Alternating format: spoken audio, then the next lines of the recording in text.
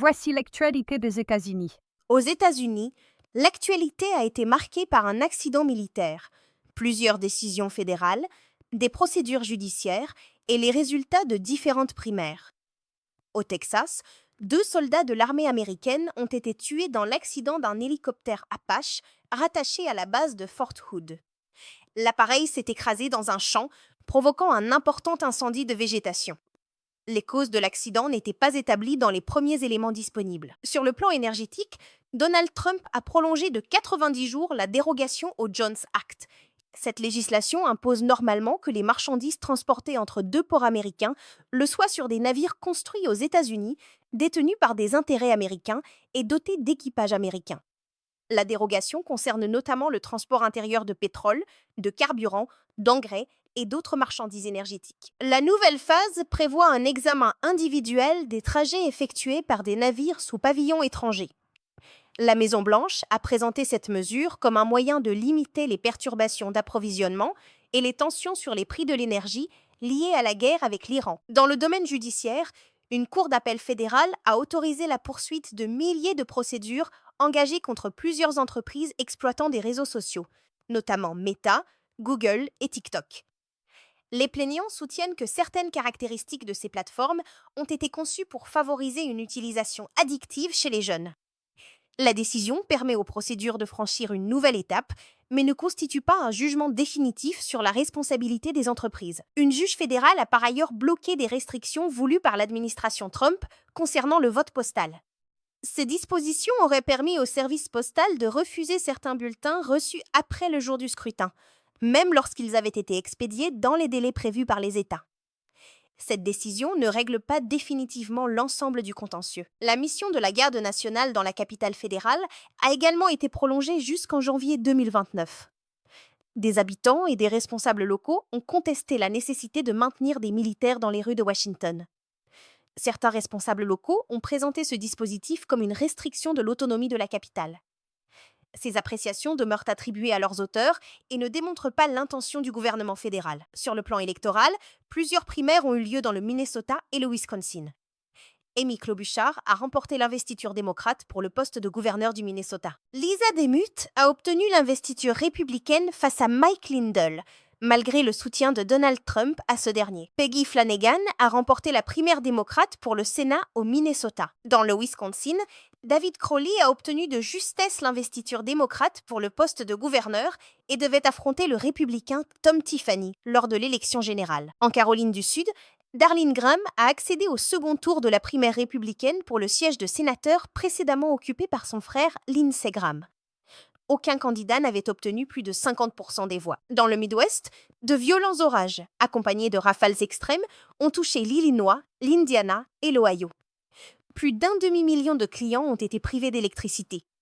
Des habitations et des infrastructures ont été endommagées, notamment dans la région de Chicago et dans le nord-ouest de l'Indiana. Dans le secteur aérien, le secrétaire au transport Sean Duffy a déclaré travailler à la correction de problèmes de télécommunications signalés après un rapprochement dangereux.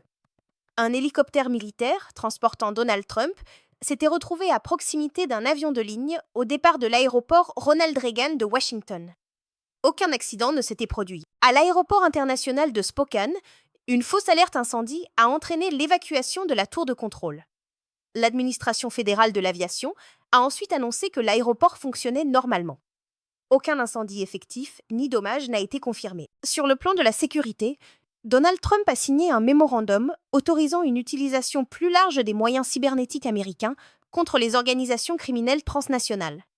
Les opérations susceptibles d'être conduites n'ont pas été détaillées et aucune opération particulière n'était annoncée. Des sénateurs démocrates ont également demandé des explications à Marco Rubio et à Scott Bessent concernant l'absence alléguée de sanctions contre plusieurs entités soupçonnées d'aider la Russie à contourner les restrictions occidentales. Cette démarche constituait une demande de contrôle parlementaire et non l'annonce de nouvelles sanctions. Les sénatrices démocrates Elizabeth Warren et Elissa Slotkin ont par ailleurs demandé des explications à 2 entreprises belges au sujet d'une bague offerte à Donald Trump. Cette bague en or, de 18 carats, ornée de 321 diamants, avait été remise quelques semaines avant l'exemption de l'industrie européenne du diamant de nouveaux droits de douane américains. Les sénatrices ont demandé des informations sur l'origine, la valeur et les circonstances de ce cadeau. Leur démarche ne constituait pas la preuve qu'un échange de faveurs avait eu lieu. L'administration Trump prévoyait également de consacrer au moins 900 millions de dollars à des projets de construction sur le domaine de la Maison-Blanche, selon des documents rapportés par le Washington Post. Les financements provenaient, selon ce journal, d'autres agences fédérales et de donateurs privés. Ils auraient été dirigés vers un compte normalement utilisé pour l'entretien courant. Un porte-parole de la Maison-Blanche a déclaré que les rénovations de l'aile Est étaient liées à la sécurité présidentielle et à celle des infrastructures. La somme et le mécanisme financier demeuraient attribués au Washington Post. 2 organisations médiatiques ont également engagé une procédure contre Donald Trump concernant un service proposant un accès payant anticipé à certaines de ses publications sur Truth Social. Le service Truth API pouvait facturer jusqu'à 100 000 $ par mois pour l'accès anticipé aux publications de 10 comptes. Les plaignants soutenaient que certaines publications présidentielles pouvaient influencer les marchés. Cette plainte ne constitue pas une décision judiciaire sur la légalité du service. Sur le plan industriel, Ford prévoyait de transférer de Chine vers les États-Unis la production de certains modèles Lincoln. Le transfert devait commencer en 2030. Le directeur général de Ford a déclaré que cette décision devait renforcer la base industrielle automobile américaine. Le Lincoln Nautilus, principal modèle Lincoln importé de Chine, était soumis à des droits de douane américains de 52,5%. Le transfert constituait un projet industriel à échéance future et non une production déjà relocalisée. Concernant l'emploi, le nombre de nouvelles demandes hebdomadaires d'allocation chômage a augmenté modérément. L'agence Reuters indiquait que les données disponibles ne signalaient pas une détérioration brutale du marché du travail.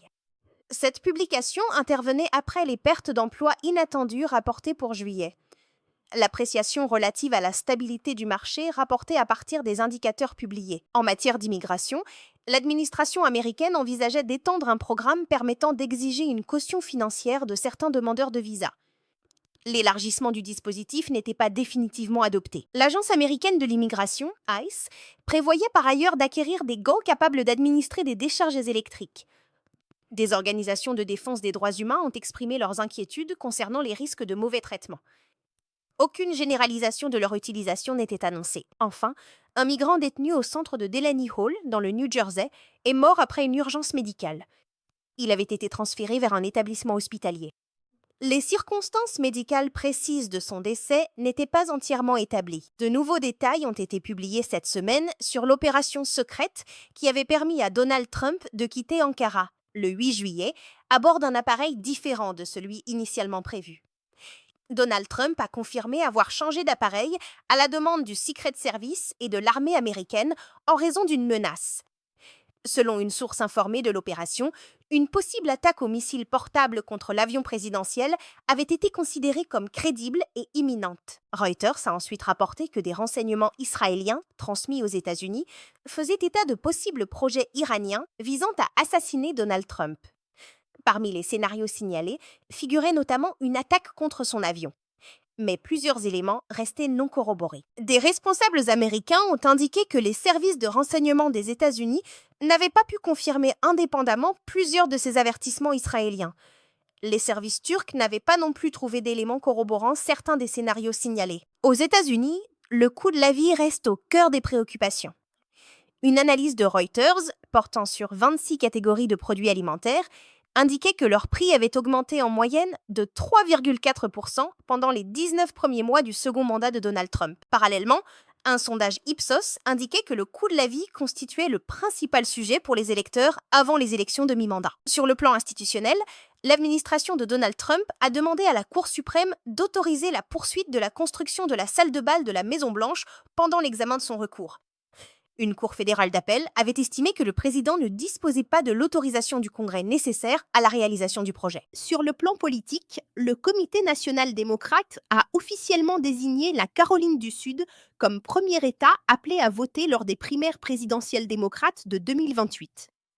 Le calendrier adopté prévoit ensuite le Nevada, le New Hampshire, le Nouveau-Mexique, le Michigan et la Virginie. À Hawaï, la tempête tropicale Lala s'est renforcée pour devenir un ouragan de catégorie 1 à l'approche de la Grande Île.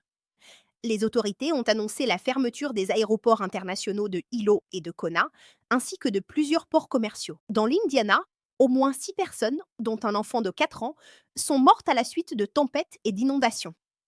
Le gouverneur Mike Brown a déclaré que la demande de déclaration fédérale d'urgence présentée par l'État devait être approuvée, ouvrant ainsi la voie à une aide fédérale. Enfin, dans le Massachusetts, une militante contre la faim poursuivait depuis 15 jours une grève de la faim pour demander davantage de moyens pour le programme SNAP. Plus de 5,3 millions de personnes avaient perdu leurs prestations depuis les modifications introduites par la loi fiscale et budgétaire de 2025, dont environ 182 000 bénéficiaires dans le Massachusetts.